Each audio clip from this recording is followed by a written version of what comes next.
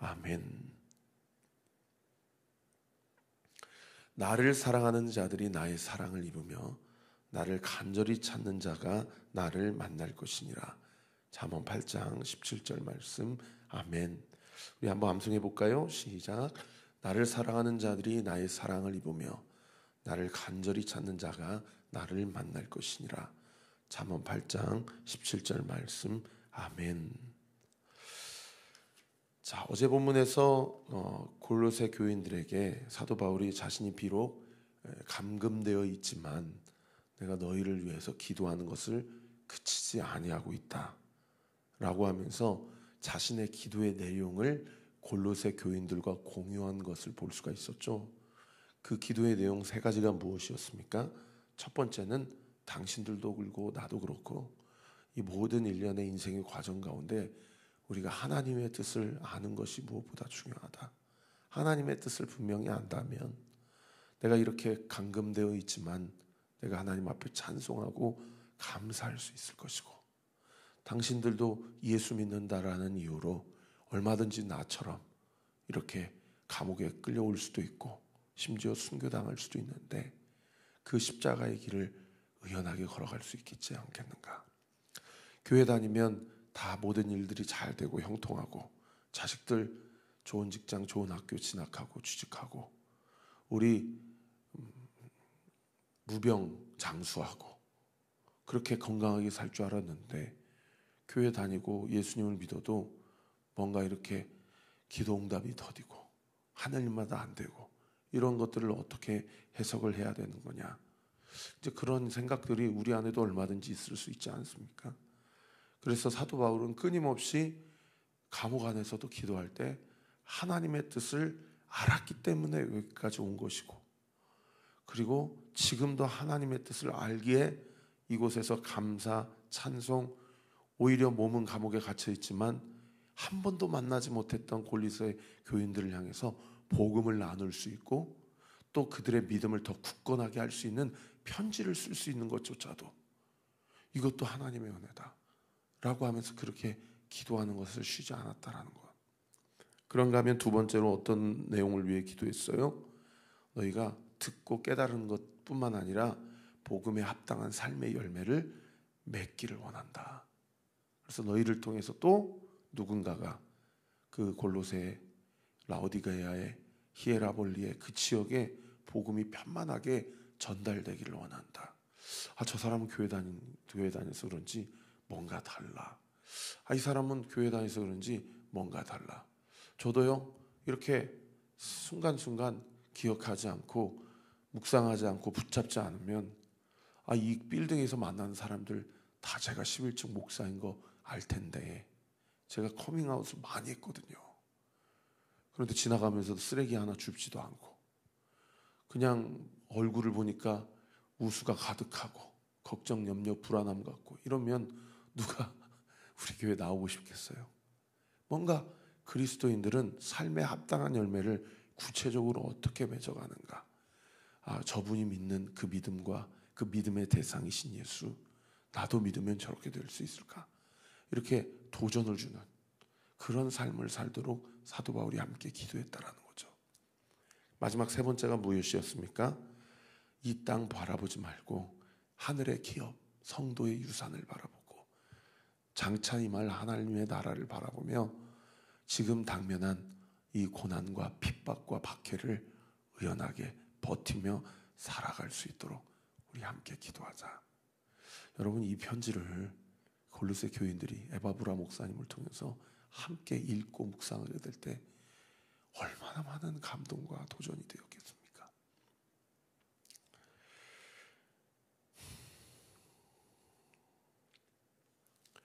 그렇게 감옥에서 기도를 그치지 아니하고 있고 나의 기도의 제목은 이런 세 가지의 내용으로 너희를 위해 기도하고 있으니 절대 낙심하지 말라.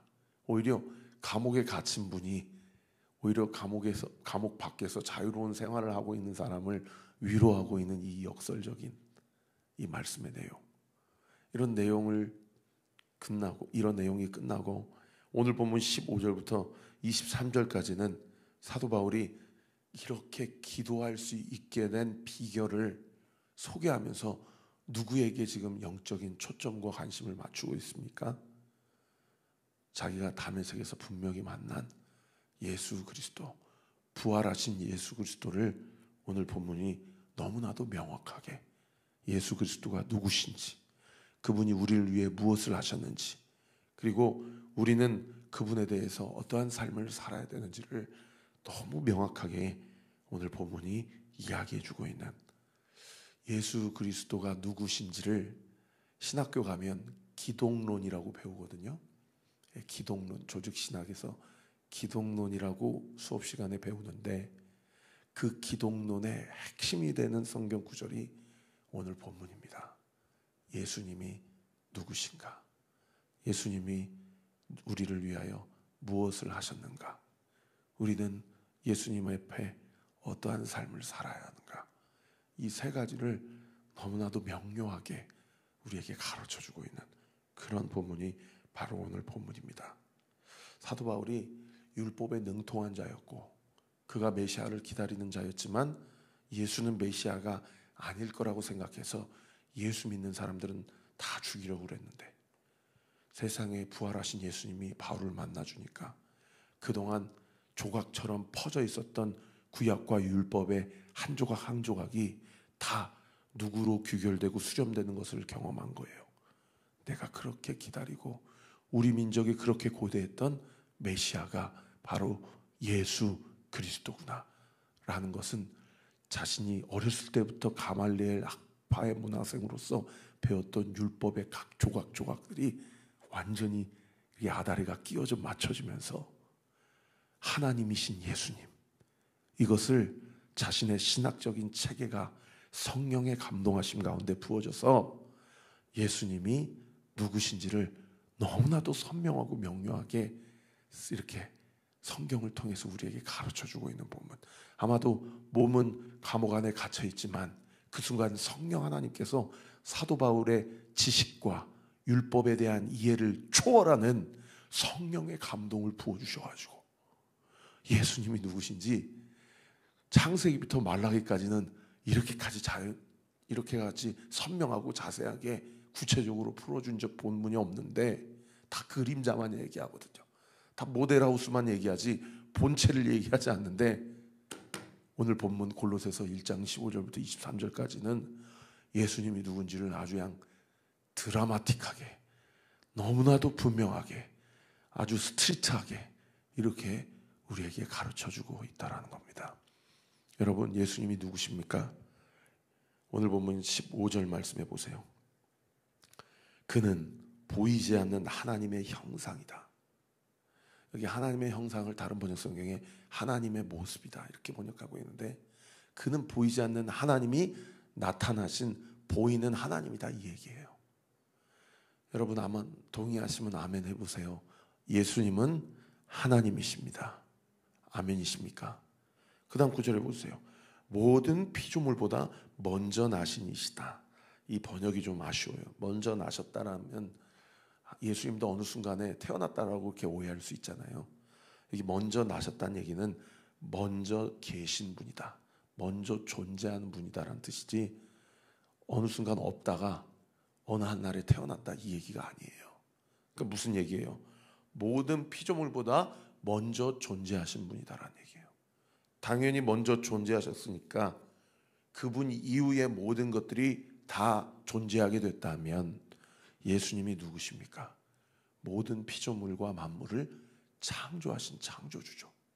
그래서 그 다음 구절에 뭐라고 돼요? 16절, 만물이 그에게서 창조되되, 여기 그에게서 동그라미, 하늘과 땅에서 보이는 것들과 보이지 않는 것들과 왕권들과 주권들과 통치자들과 권세들과 만물이 다 누구로 말미암고, 그로 말미암고, 여기 그로 말미암고 동그라미, 그리고 누구를 위하여 창조되었고 그를 위하여 창조되었고, 여기 그를 위하여 동그라미. 17절, 또한 그가 만물보다 먼저 계시고 만물이 그 안에서 함께 섰느니라. 그 안에서 함께 동그라미.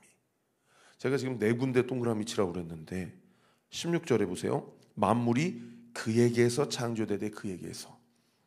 그리고 16절 하반절에 그로 말미암고, 그리고 세 번째 동그라미는 그를 위하여, 마지막 네 번째 동그라미는 그 안에서. 여러분, 이 네 가지 동그라미, 그에게서, 그로 말미암고, 그를 위하여, 그 안에 함께. 링컨의 게티스버그 연설이 생각나지 않습니까? 국민을 위한, 국민에 의한. 여러분, 모든 피조물이 다 그분 안에서, 그분을 위하여, 그분과 함께, 그로 말미암아.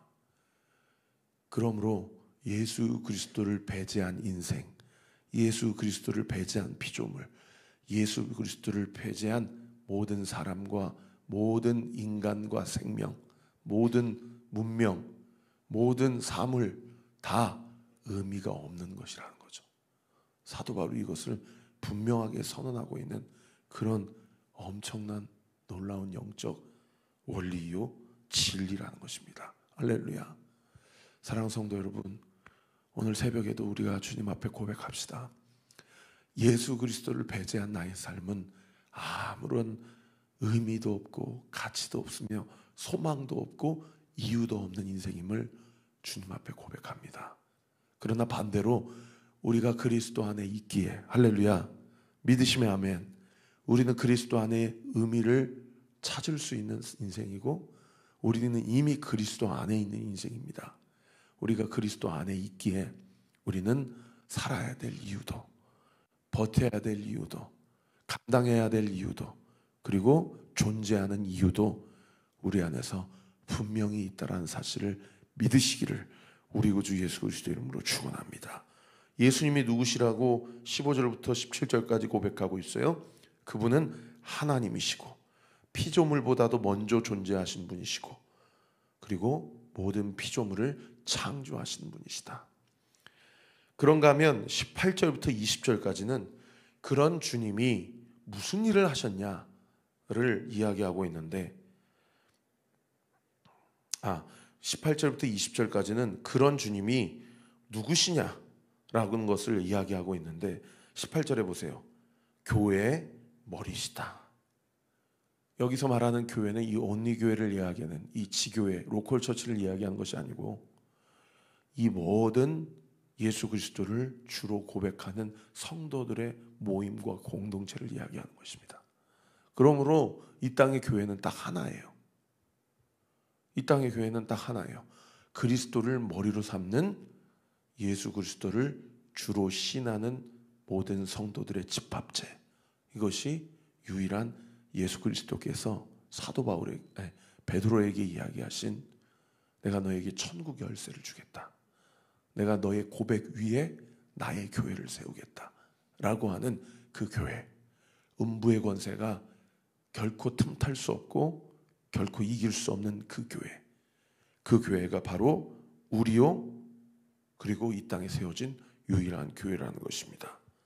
그리고 그 다음 구절에 보세요. 그가 무엇이시오? 근본이시더라고 얘기합니다. 여기서 말하는 근본은 시작을 얘기해요. 근원을 얘기합니다.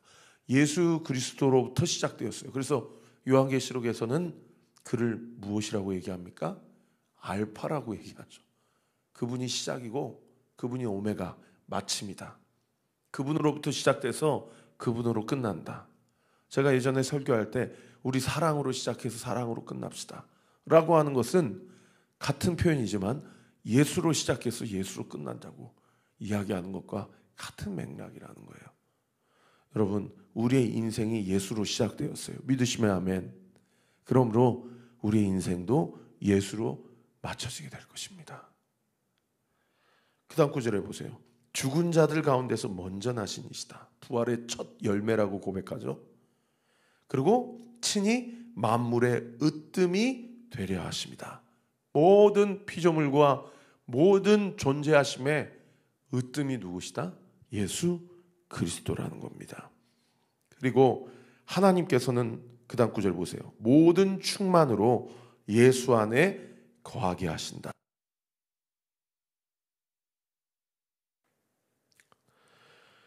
아버지 하나님의 뜻이 뭐예요?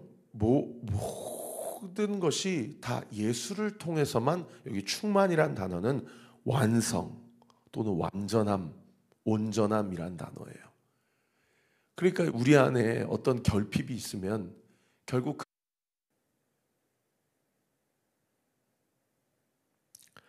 무엇으로만 그 솔루션을 찾아갈 수 있고 무엇으로만 의미를 찾아갈 수 있으며 무엇으로만 완성될 수 있다라는 거예요. 예수 그리스도로 통한 완성될 수 있다라는 거죠. 저는 이 영적 원리가 구체적으로 우리 안에 적용될 수 있다고 믿습니다. 할렐루야. 여러분, 요즘에 여러분의 인생 가운데 결핍이 무엇입니까?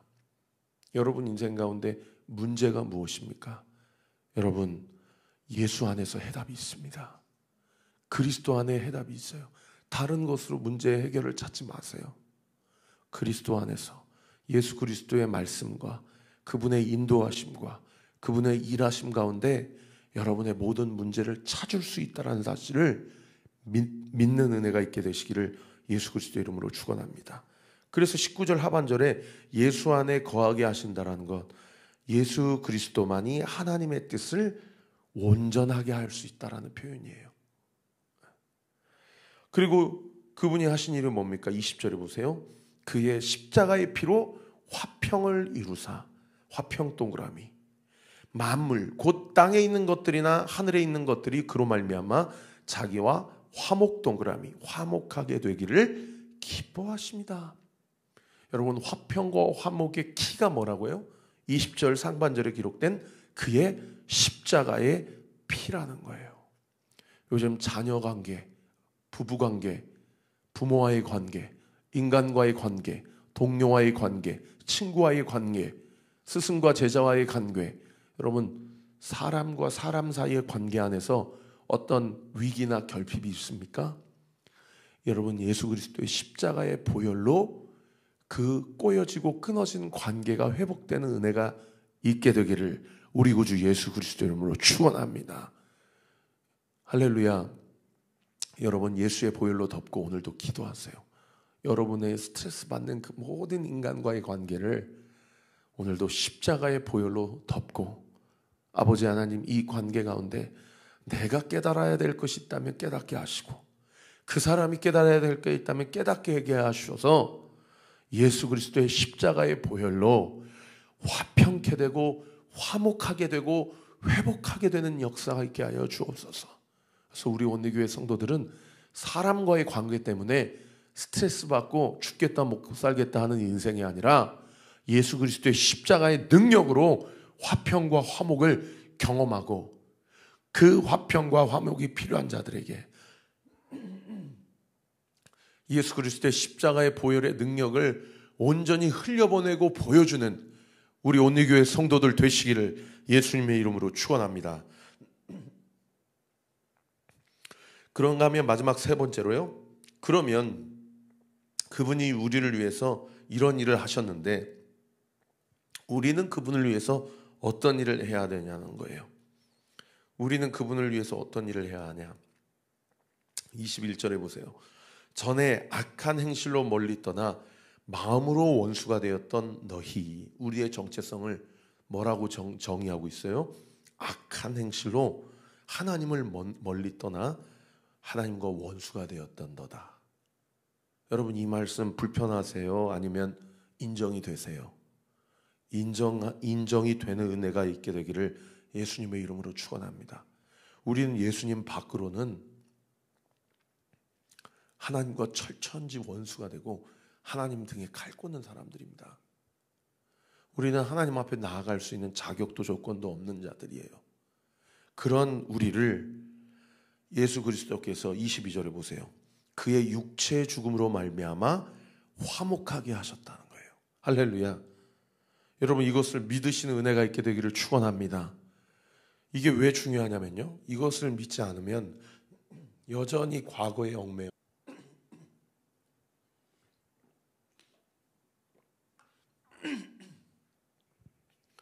그리스도가 나를 위해서 하신 일들에 대해서 믿고 받아들이지 않고 나의 예수 그리스도 밖에서 살았던 내 삶의 결과와 나의 죄에 집중하고 거기에 주목하게 되면은 예수님이 나를 위해서 하신 일들을 믿지 않고 부정하게 되는 일까지 나타나게 되고 들어가게 된다는 거예요.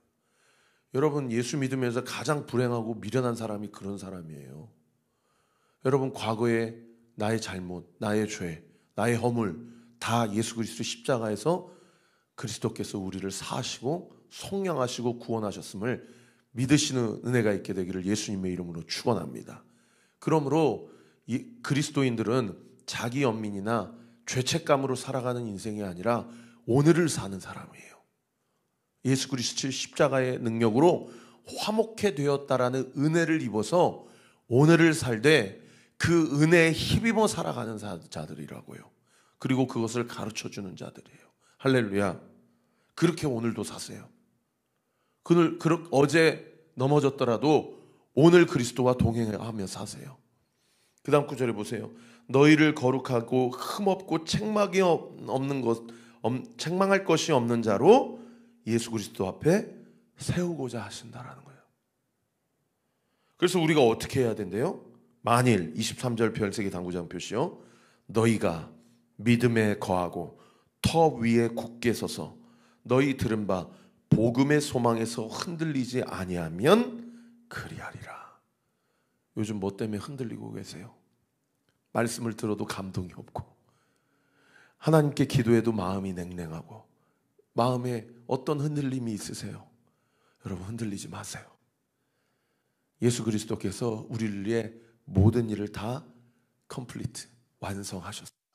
할렐루야. 그리고 그분이 지금 나와 함께 계세요. 그러므로 사도 바울이 뭐라고 고백합니까? 이 복음은 천하 만민에게 전파된 바요 나 바울은 이 복음의 일꾼이 되었다. 오늘도 복음의 일꾼으로 사십시다.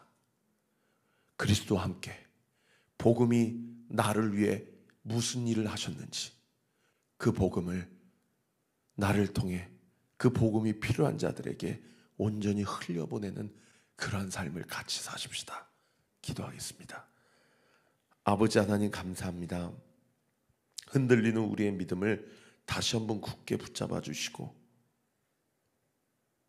오늘도 내가 이 오늘을 살아낼 수 있도록 주께서 하신 일이 무엇이고 지금도 모든 피조 세계를 공전시키시고 자전시키시는 주님, 그 주님이 나와 함께 하신다는 사실이 오늘 이 새벽에 깨달아지고 믿어지는 은혜가 있게 하심에 감사드립니다.